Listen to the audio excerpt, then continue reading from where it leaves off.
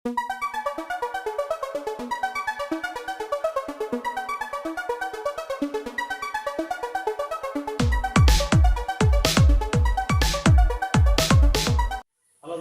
मैं रंजन कुमार आप सभी का एक बार फिर से हार्दिक स्वागत करता हूं अपने YouTube channel Gurukul number 1 math study centre पर। दोस्तों, मैं अभी आप लोगों के सामने संख्या पद्धति का प्रॉब्लम का सॉल्यूशन आप लोगों के सामने कर रहा था। तो चलिए हम आज आप लोगों के सामने संख्या पद्धति का प्रॉब्लम वीडियो ही लेकर के आया हूँ और प्रॉब्लम वीडियो का मैं पार्ट 5 लेकर के आया हूँ, जो कि पार्ट 4 अभी तक हो चुका है। तो आइए हम देखते हैं पार्ट 5 के अंतर्गत मैं किन किन प्रश्नों को हल करने वाला हूँ, जिसको आप बहुत आसानी से आप समझ सकते हैं और परीक्षा के लिए बहुत इंपॉर्टेंट है। आइए देखते हैं पहला प्रश्न। देखिए, पहला प्रश्न आपका है कि चार अभाज्य संख्याएं चढ़ते क्रम में ली गई है, जिनमें से प्रथम 3 का गुणनफल 385 तथा अंतिम 3 का गुणनफल 1001 है, तो इनमें से अंतिम संख्या कौन है।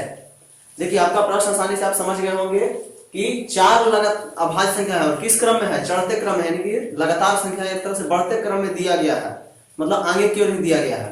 तो अगर हमको मालूम नहीं है कि अभाज्य संख्या कौन कौन है, यहाँ तो मालूम है नहीं, तो हम देखिए इसका सॉल्यूशन बनाएंगे। मान लेंगे कि माना कि चार अभाज्य संख्या मेरा ए, बी, सी और डी, इस तरह से मान लेंगे कि चार अभाज्य संख्याएं ए, बी, सी, डी। अब देखिए इसमें से क्या करता है कि प्रथम तीन का गुणनफल कितना है 385 और अंतिम तीन का मतलब यहाँ से यहाँ हो जाएगा, अंतिम 3 का गुणनफल 1001 है। इसका मतलब है कि हम लिख सकते हैं कि ए, बी, सी का गुणनफल 385 और बी, सी, डी यानी बी, सी, डी का गुणनफल कितना है 1001 है। ठीक है, तो हमको अंतिम संख्या पूछ रहा है, यानी कि डी निकालना है हमको। तो देखिए अब इसको हम लोग करेंगे क्या, यहाँ ए, बी, सी बराबर 385 है, बी, सी, डी बराबर 1001 है। अब आपस में एक दूसरे को हम इससे भाग दे देंगे। तो भाग देने के बाद देखिए क्या होगा, इतना बटा इतना बराबर इतना बटा इतना, इससे बीसी आपका देखिए कट जाएगा। कटने के बाद अब आप इधर देखिए, अगर इसको आप अगर भाग लगाना चाहेंगे तो ये आपका आप अगर देख सकते हैं कट जाएगा आपको। ये आप अगर काटना चाहेंगे तो 17 दूनी 34 नहीं, यहाँ पर आपको 11 से कटेगा, 33। हाँ देखिए आपका 11 से ऊपर नीचे दोनों कटेगा। इसको 11 से अगर काटेंगे आप तो 11 दिया 33 और 5 11 बचे 35 से रहे, और ये अगर 11 से आप काटेंगे तो 11 99 एक बचेगा, 91 में रहते कट जाएगा। इसके बाद अगर आप काटना चाहेंगे देखिए 13 से 91 और ये भी आपका 5 से 35, यानी कि 7 से कटेगा, 7 से कटेगा, 7 बचे 35 और 7 13 से 91, यानी कि 5 और 13, यानी फाइनल अगर आप देखते हैं तो a बट्टा b का मान आपका आ गया 5/13। तो अगर a बट्टा d का मान 5/13 आ गया, इसका मतलब यहाँ पर हो गया कि मेरा a का मान है कितना 5 और d का मान है हमारा 13, यानी कि देखिए दोनों अभाज्य संख्या है। तो इस तरह से हम कह सकते हैं कि जो मेरा अंतिम अभाज्य संख्या होगा कितना होगा 13 होगा। क्लियर है। चलिए आइए देखते हैं दूसरा प्रॉब्लम। अब देखिए आपके सामने एक प्रॉब्लम है कि किसी संख्या को 357 से भाग देने पर शेषफल 39 है, तो इस संख्या को अगर हम 17 से भाग देंगे तो शेषफल क्या होगा। देखिए बहुत इंपॉर्टेंट प्रश्न जो अक्सर आपको एसएससी के एग्जाम में या किसी भी एग्जाम में आपको पूछ सकता है, और इस पर बहुत सारा टाइप आप बना सकते हैं बहुत आसानी से। चलिए मैं आपको सबसे पहले इसका बेसिक बताता हूं, तब आपको शॉर्ट में बताएंगे। देखिए कह रहा है किसी संख्या को, मैंने मान लिया कि माना कि संख्या बराबर x, ठीक है, 357 से भाग देना है। चलिए इसको हम भाग देते हैं 357 से भाग देने पर शेषफल कितना आया 39। चलिए यहाँ शेषफल 39, ठीक है, और इसी संख्या को 17 से भाग देने पर शेषफल क्या होगा। चलिए अगर इससे हम इसमें भाग देंगे तो जब शेषफल आएगा तो कोई भागफल होगा। मान लेते हैं भागफल मेरा k है, तो अगर हमको सबसे पहले अगर संख्या निकाल लें तो फिर आसानी से हम और निकाल सकते हैं। तो इस स्थिति में यहाँ पर देखिए भाज्य है, भाजक है, भागफल और शेषफल है। तो यहाँ से लिख सकते हैं कि भाज्य बराबर भाजक 357 गुणे भागफल प्लस शेषफल आपका 39, ठीक है। अब इस तरह से अगर आप देखेंगे तो आपको यहाँ पर संख्या आपको बन करके रेडी है आपका। अब यहाँ पर कह रहा है कि अगर इसी संख्या को हम 17 से भाग देंगे तो शेष क्या होगा, यानी कहने का मतलब है कि हमको इस संख्या का मान में अगर हम 17 से भाग देंगे तब मेरा शेष क्या हो गया, यानी कि इसी को हमको 17 से भाग देना है। तो देखिए जब 17 से भाग देने का मतलब हो गया कि अब यहाँ पर अगर इसको हम अलग अलग करना चाहेंगे तो लिख सकते हैं 357 गुना k बटा 17 प्लस 39/17। अगर यहाँ आप देखें तो अगर इसको देखेंगे कि देखिए 357 गुना k है, यानी कि k का मान कुछ भी हो सकता है यहाँ पर, अगर यह 17 से मेरा यह पार्ट अगर कट गया तो समझेंगे कि के का मान चाहे कुछ भी देंगे कटेगा।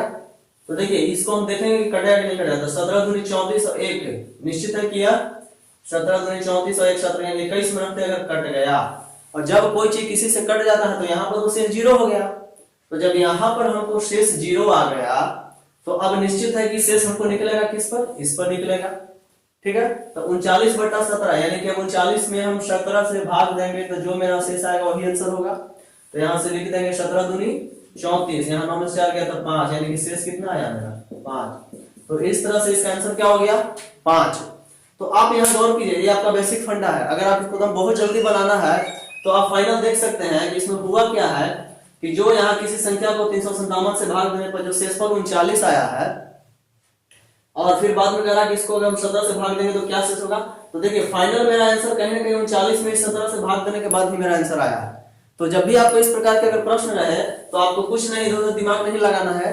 बेसिक बनाना होगा तो आप ऐसे बना सकते हैं। अगर आपको शॉर्ट में बनाना है तो आपका जो यहाँ शेष दिया रहेगा और जो बाद में जिससे भाग देने के लिए कहेगा आप उसमें चुपचाप इससे भाग देकर के शेष निकालिए। आपको बिना कॉपी कलम उठाए हुए आप आसानी से इसको निकाल करके आप दिखा सकते हैं, कहीं पर आपको कोई टेंशन नहीं होगा।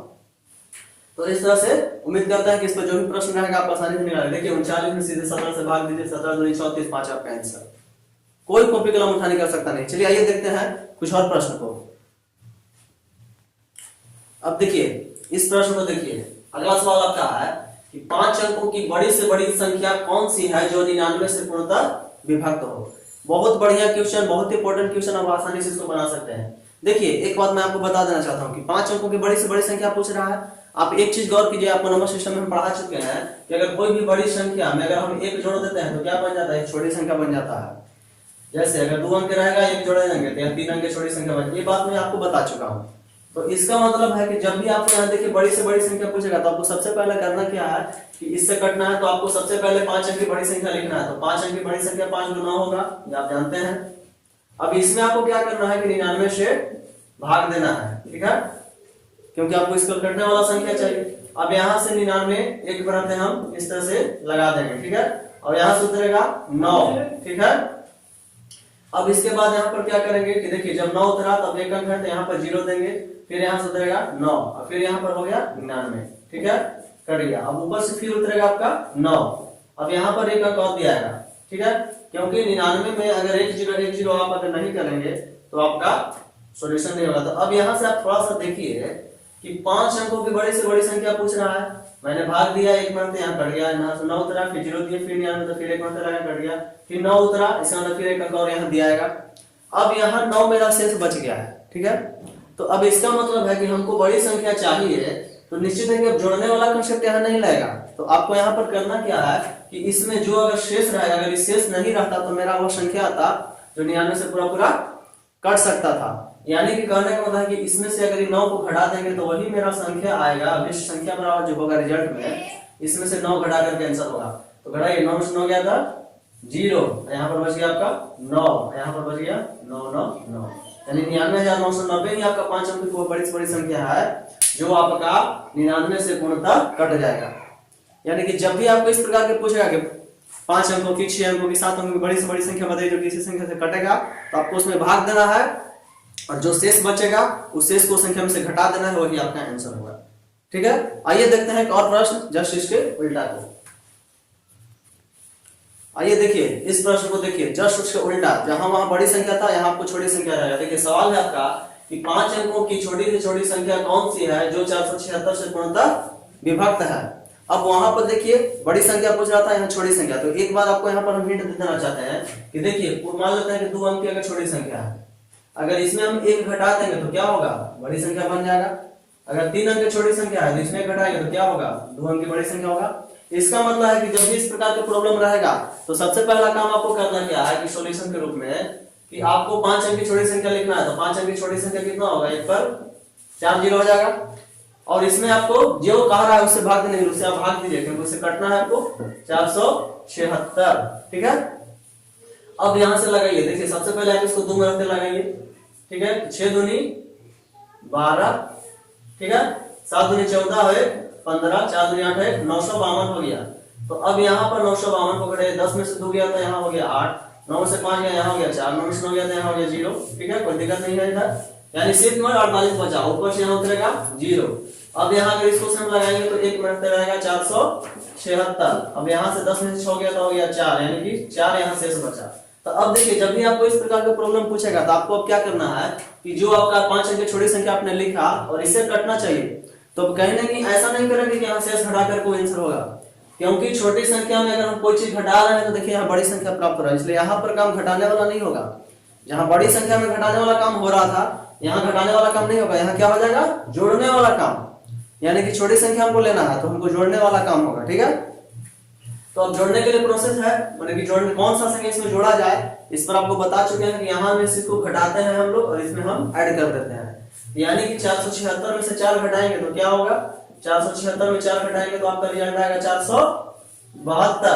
यानी कि अगर हम 472 अगर इसमें हम जोड़ दें, ये जो आपका शुरुआत में 5 अंकों की छोटी संख्या था, तो वही हमको 5 अंकों की छोटी संख्या प्राप्त होगा जो आपका 476 से पूर्णतः कट जाएगा। तो इसलिए आपका फाइनल आंसर क्या होगा, संख्या आपका हो जाएगा 1 पर जो 4 जीरो इसमें है, इसमें आप कितना जोड़िएगा, 472 ऐड कीजिए, 2 7 4 0 1, यानी 1 0 4 7 2 आपका आंसर हो गया। क्लियर है? आइए देखते हैं कुछ और प्रॉब्लम को। आइए देखते हैं, बहुत अच्छा प्रश्न है आपके सामने, इसको देखते हैं। प्रश्न आपका कहता है कि भाग के एक प्रश्न में शेषफल शून्य है। इस प्रश्न में एक विद्यार्थी द्वारा भाजक त्रुटिवश 21 के स्थान पर 12 लेने से उसे भागफल 35 प्राप्त हुआ, तो शुद्ध भागफल कितना है। प्रश्न को आप ध्यान से समझिए। कह रहा कि भाग के एक प्रश्न में शेषफल तो शून्य है, लेकिन एक विद्यार्थी गलती क्या करता है कि भाजक लेना चाहिए था कितना, 21, लेकिन ले लिया कितना, 12। इसका मतलब है कि वह 9 कम ले लिया। तो इससे हुआ क्या कि उसका भागफल 35 मिला। तो कह रहा कि शुद्ध भागफल क्या है, तो कहीं ना कहीं भागफल 35 से गलत है, तो उसके आधार पर क्या होना चाहिए भागफल, ये निकालना है। तो देखिए, इसको आप आसानी से निकाल सकते हैं।